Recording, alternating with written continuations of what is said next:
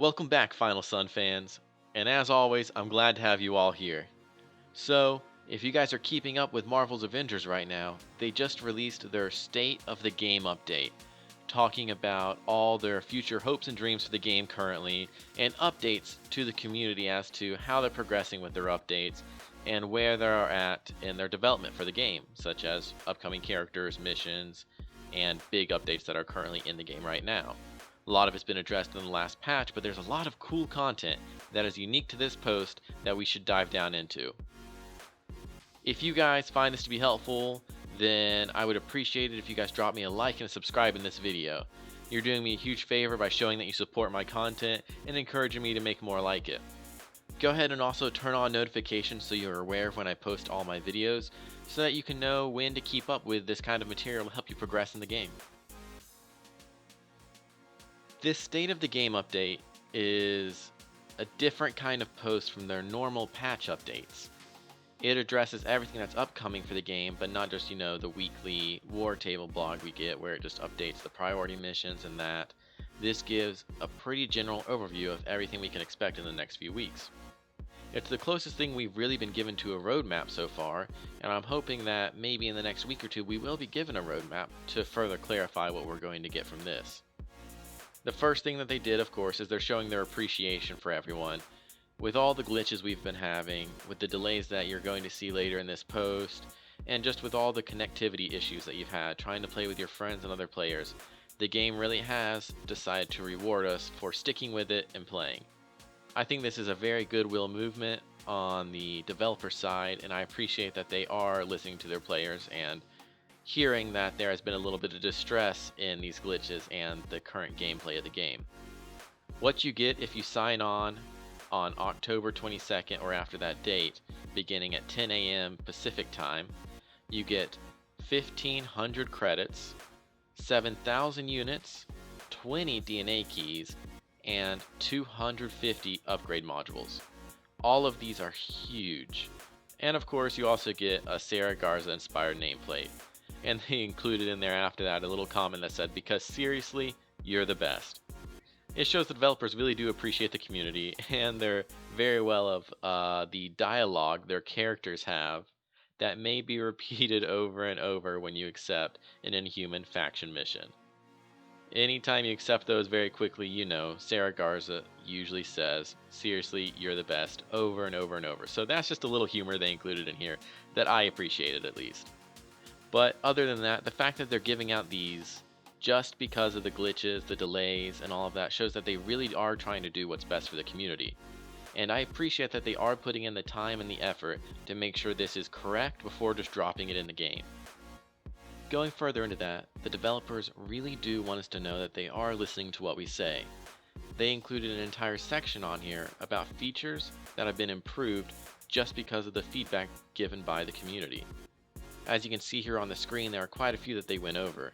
The Avengers Initiative ping system is one I've been looking forward to and trying to press that we have for quite a while, so I'm very glad to see that we're finally going to get that here in the upcoming weeks.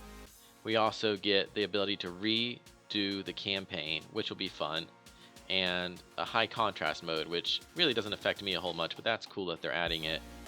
They're also adding hero icon visibility, so that you can adjust the identifying icons for the different superheroes as a default or a dynamic, and that's pretty cool. They're also going to clarify more what the rewards are for your missions.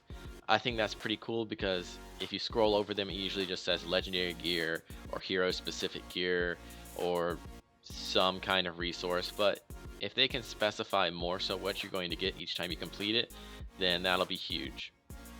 And one that I actually do appreciate a lot, especially since I play as Thor and Iron Man quite a bit, is the off-screen and ranged enemy attack indicators. When you're flying and you see that a missile's coming at you, it's kind of hard to dodge it if it doesn't tell you how close it actually is, or it's not accurate in interpreting how close those missiles are so that you can actually dodge them. I also like to play as Captain America, so countering is pretty essential for him, and being able to reflect all those missiles back also helps. They also went over other areas of impact, such as performance and stability, the multiplayer and the matchmaking, to try and improve these and talk about the progress they've already had.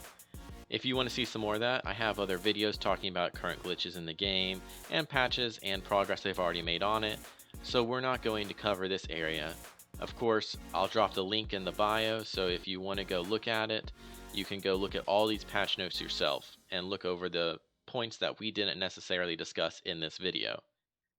The area that I do want to focus on actually are the rewards and the late game content.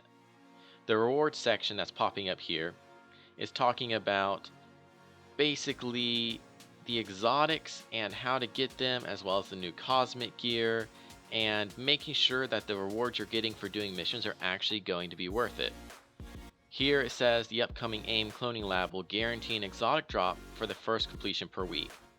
And as we all know, exotic drops are the late game gear that everyone is aiming for, and adding more ways to get that aren't just repeating the same mission over and over are super helpful. We got the Tachyon Rift missions this week to get that cosmic gear as well, and I've seen reports of people getting exotics from it also. So the fact that we're getting more missions to get this gear is a huge promise from the developers to us basically, that they are going to keep adding ways to make sure there is ways to progress in the late game. They also wanted to point out that when you get this exotic gear, it wants it to actually feel like exotic gear. It's not just another piece of legendary you're getting to put on your character, it's a whole new tier of gear. It is more significant with the rewards and the attributes, with this whole rework that's coming through them. Make sure those stats, the abilities, and everything about it feels like this is a great item to have. They also talked about the late game content quite a bit as well. So, of course, we have the Mega Hive. At this point, everyone's familiar with that. The gauntlet of 8 different hives to get the 2 guaranteed exotic gear at the end of it. But now we also have the Tachyon mission, and also the new outpost, Substation Zero.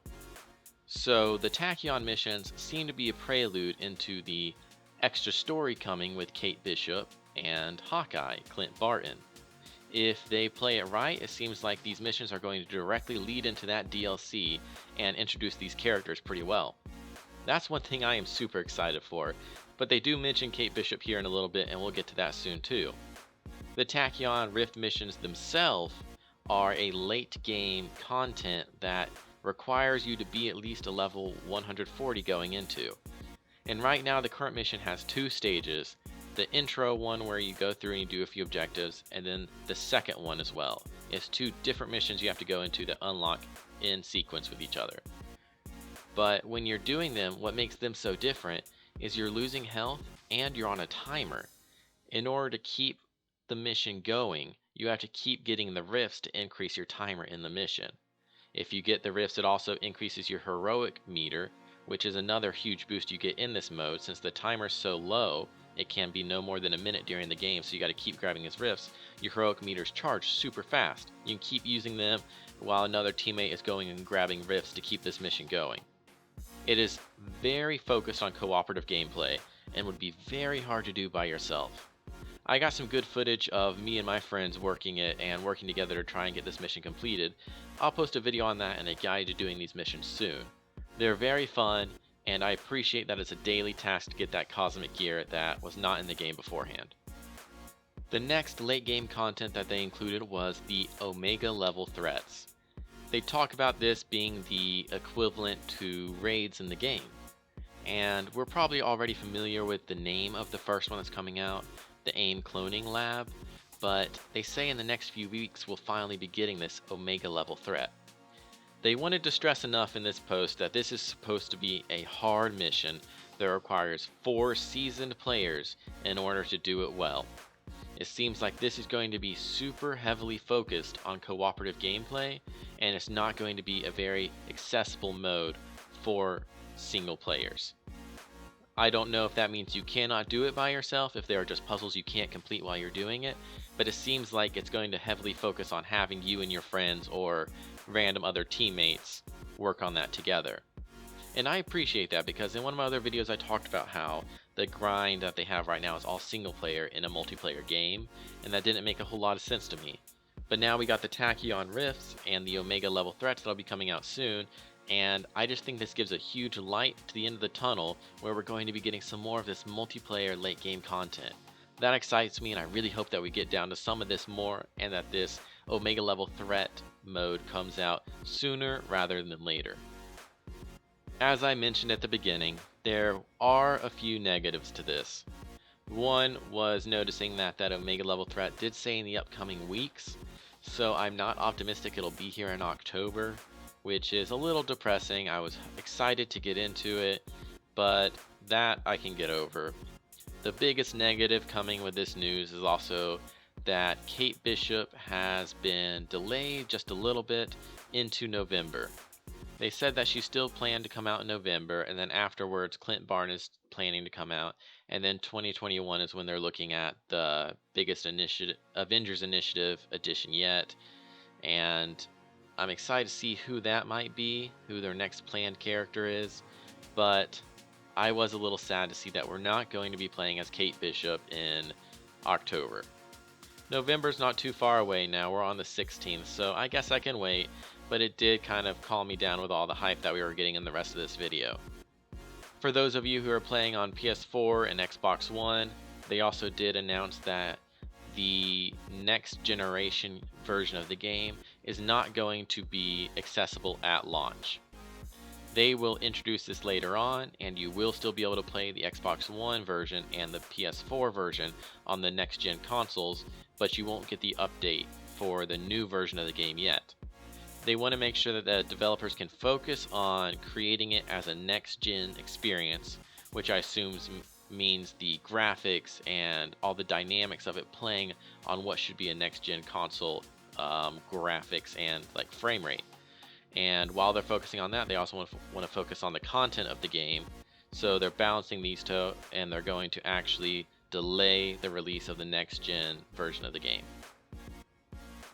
This about sums up the biggest state of the game right now. Like I said, a lot of positives, a few negatives. I'm sad about the delays, but I'm so glad the developers are listening to the community.